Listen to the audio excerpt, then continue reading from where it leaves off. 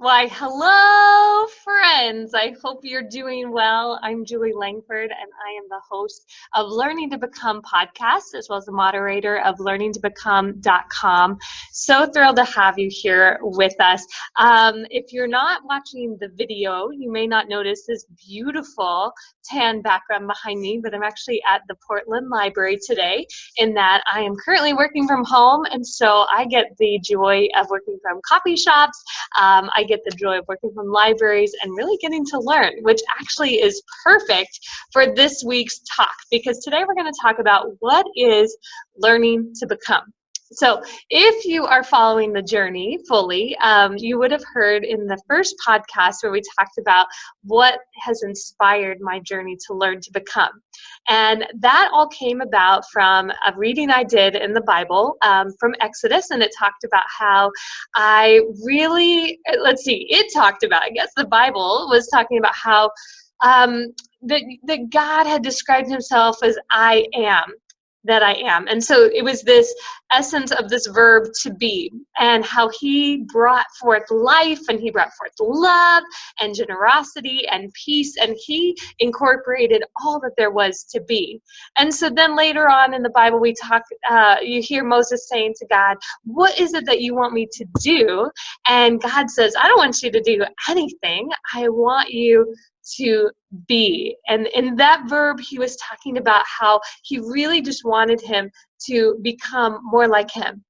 And so in this journey that I've taken, it's becoming more and more apparent to me that I really have no idea what I'm supposed to be doing, but I have grown a lot in becoming myself. And that has been such a joy. I turned 30, not even 30 days ago, and entering into my 30s looks very different than I thought it would actually be. I am married, which was something that I pictured, but I actually pictured it much earlier in my life. I pictured crossing the bar with my undergrad in hand and an engagement ring on my finger and getting married the summer after I was turning 22 that year.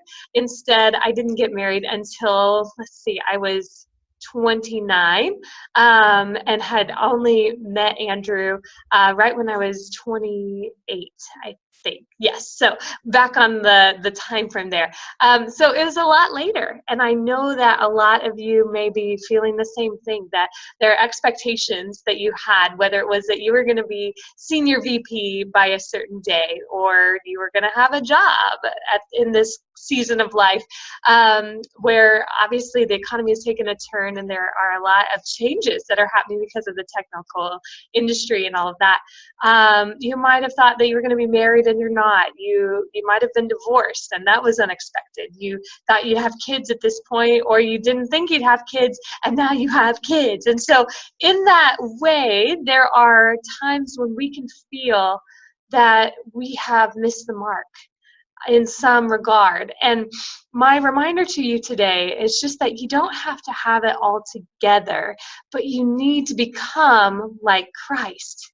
And so in that way, that sounds super, super holy, right? Like, I just need to become like Christ, and then I will be satisfied.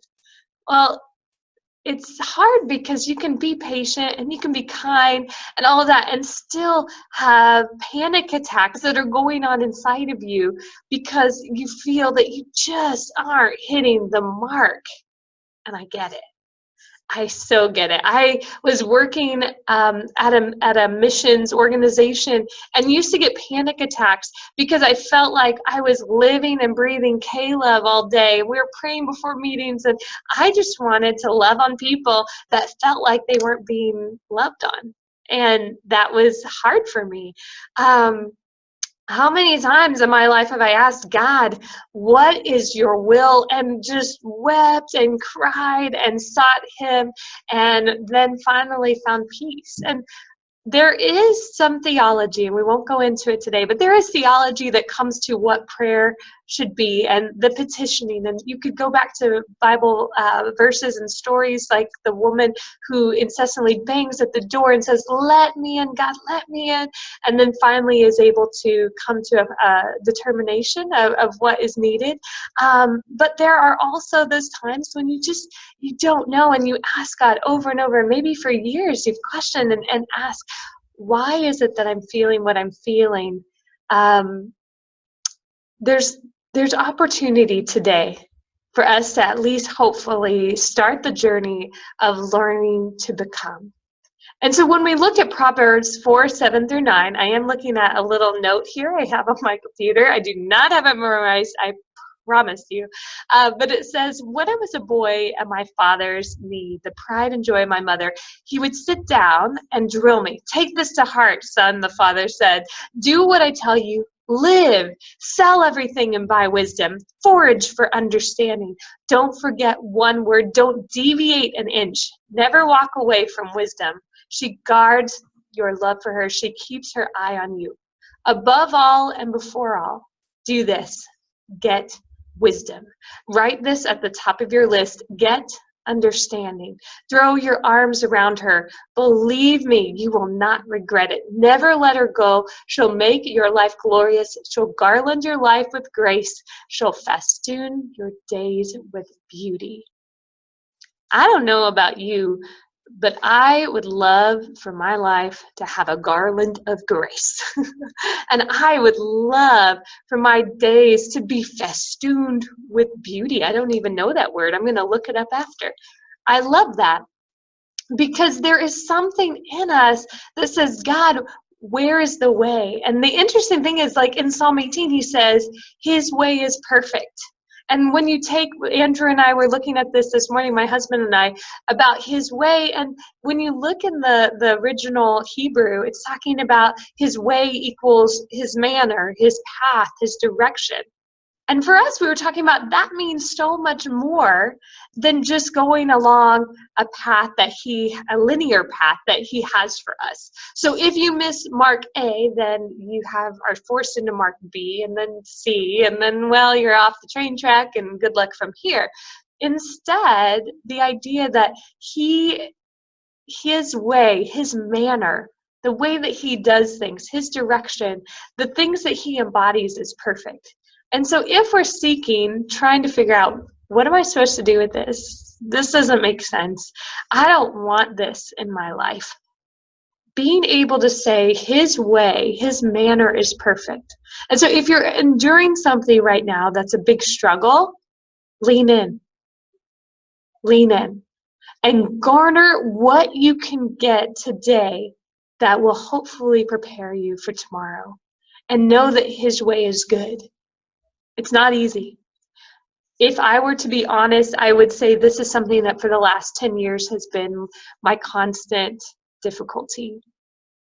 I have shared a little bit of my background and where I come from, but for me, the big thing has been career. For me, I started out as a broadcast major. I wanted to be Katie Couric. I was going to be on the Today Show, and then went into film because I loved being able to study people and decided that might give me a little bit more breadth than just being in a newsroom all day long. So for me, that was something that I enjoyed doing. But then when I got to LA, I realized I really was way too type A to be on a set all day long and just waiting for someone else to get done what they needed to get done so that I could do my job. That was going to drive me crazy. Dabbled in nonprofit and the music industry, all sorts of things. But with this conquest, I wanted to be a blessing to people. I wanted to encourage them however I could, humbly, very much so, because there are so many more wise people and people who are caring and giving. But I wanted to have my part in it. And that was something that I really longed to do. Then I have really, for the last 10 years, been in online education. So that's become something. I've been a development person for the last 5 years or so, writing curriculum. That's what I'm currently doing, working from home, freelance. I went back to Columbia, got my master's in information knowledge strategy, which you would think would really put me in the high line for great jobs, which it does. But it makes it even harder for me to put myself in a box that I can easily explain to a recruiter. It just doesn't work that way. And so in all of those things, I've had to recognize, what is it that I can learn for today, that I can use, that I can bless others, that I can get that wisdom, get that understanding. And the wisdom and understanding that I'll tell you is that no matter what you think is going to fulfill you, it won't. It won't. I mean, there are things that are maybe make life better, because sure, you don't have a paycheck and now you have a paycheck, and so suddenly you can cross it off the list that you have to worry about where food's going to come from or gas money's going to come from, because that is a big reality. And if you haven't faced that before, I remember living in LA, and I didn't eat meat because I didn't make enough money to buy meat all the time. So once in a while I could afford a Chipotle burrito on a Sunday, and I'd eat chicken or steak and be excited. My blood certainly was excited because I would even have anemia. Isn't that terrible? But I think we've all, if you're a young artist, you've been in that season. My husband talks about where his roommate used to bring Subway bread home, and that's what they gorged on. Oh, the days. But I will say that there is something beautiful about recognizing that I'm going to invest in today. And yeah, I don't get everything. I don't understand it. It's not making sense, but I'm going to invest however I can. I'm going to get over the disappointment in terms of, you may not be able to remove it, but you can trust. So get wisdom, which says, I don't understand, but I'm going to do doggone fierceness, whatever I can do. For example, lately I have been wanting to join back up with a team. I loved and thrived working on a capstone team through Columbia. So though I've been working for the last 2 years as a freelancer, I enjoyed that so much, and I've been wanting to do that. And every single day I write people on LinkedIn, and I go to 2 or 3 job postings, and I send in my resume. I'm a part of a job agency here, and I always write my recruiter once a week, hey, how we doing over there? But it's a hard market, and for me now, looking at more of the management roles, it's hard to get a job. But yet I get invested. So like right now I'm doing a prototyping class that's free online to keep myself sharp and to keep learning. I'm doing other things like finding ebooks. I was just in a commercial for a mattress company. I mean, you just find those things that are like, they're a part of you and they add to you. And so though you may not be like the VP of some place and have a set way, it's crazy to me that the things that I'm doing, they're actually paying the bills and they're actually making it happen. And so though I think that it needs to look like every single day I go from 8 to 5 and I have this set income, I have to trust God like manna, like that real good, gritty manna. And doggone it, I'm trying really hard not to ask God, well, where's the meat? Because I know that he's going to make me quail. And if you know that story at all, the Israelites were really overwhelmed with having to eat quail and manna all the time because they complained about the little things and about the things that God had given them. And so I'm rejoicing because, again, my husband's a graphic designer. He works from home. And in this season, we get to work at home together. I get to write ebooks. I get to write as much as I want about it. And then it gets published. Like, that's crazy, right? But that's not something that I would have imagined would actually be the way. But going back to Psalm 18, his way is perfect. I trust him even as I don't understand. And even as, yes, if I could click it and say, I'm going to get a full-time job tomorrow, I would. By golly, I would, because I'm type A and I want what I want when I want it. But I have given over the reins of my life to God. And for me, that is the thing that keeps me at peace. The other thing that I'm going to invite you to do is taking back your house. And that is something that I have been convicted of in the last week, where my husband and I, we were outside, it was hot, he was mowing the lawn, I was trimming everything and getting all the weeds out of the garden. And it just hit me so hard when God said to me, take back this house, right? Like, we'd come in, we've only been there for 3 weeks. but it's already starting to get weedy again, and there's a natural progression of rain in Portland, and so you've got to mow your lawn. And in that way, I just thought of that God was saying, you're taking back this house, like you're setting it right back, and you're making it better because of the output that you're doing. In the same way, take back the temple that I've given you, which is your body, which is your mind, which is your intellect. All of those things, I want you to invest in what I've given to you. Get your form right and take back your house.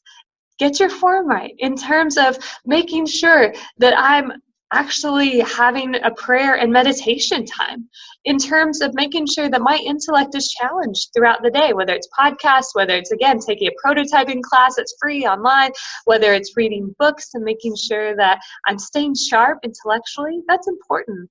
Making sure that I have community, so finding friends, even when I have to go out on a limb because we're brand new here and we just found a church, I'm emailing saying, hey, I think that we're like-minded. Can we get together? Can I buy you a coffee? Basically, I'm buying off new friends with coffee, or a walk, because I prefer that. Let's go for a walk and just get to know each other, right? Like, it's kind of like asking a girl out on a date. It's kind of awkward, but it works. And people are like, oh, yes, I'd love to be your friend. And so in that way, being able to take back your house has been a big thing. And here's the final thought I'll give you. Today, I went to the gym. And for those of you who know me, I love the gym. It's really fun. But I had been on a circuit where I had not necessarily been in the gym as much as I would have liked to. I mean, I was newly married. So anytime that my husband was home in the evening and I was done with work, I'd rather be with him than go to the gym. When I went to Africa, we just walked around. There wasn't a lot. I think we did a P90X workout once with some missionaries. That was about it. And then I hurt my leg. And then there was this whole healing process where a mountain bike fell on it and I couldn't walk for a week. That was exciting. And so then when I got back, then it was suddenly like, we're moving and we're going to pack. And so again, once in a while, it's like a P90X DVD or something like that. But really, there wasn't that investment in the gym. And so when I got here, I very quickly found one, $9.99 a month. Can you believe it? I mean, it's the coolest thing ever. They have TRX, they've got Zumba, they've got Pound, they've got everything. It's amazing. And so I've been really diligent about saying, if I'm going to take back the house, it's not about necessarily like, well, let's hope not, like a -2 size, it's not about necessarily getting skinny, but really just drawing my strength and getting myself realigned in the discipline of getting out and doing it every day or as much as I can. And so I've been diligent, and I've been telling my husband, I really want to make this about my form being right, because there are so many times that I can try to cheat in doing my squats.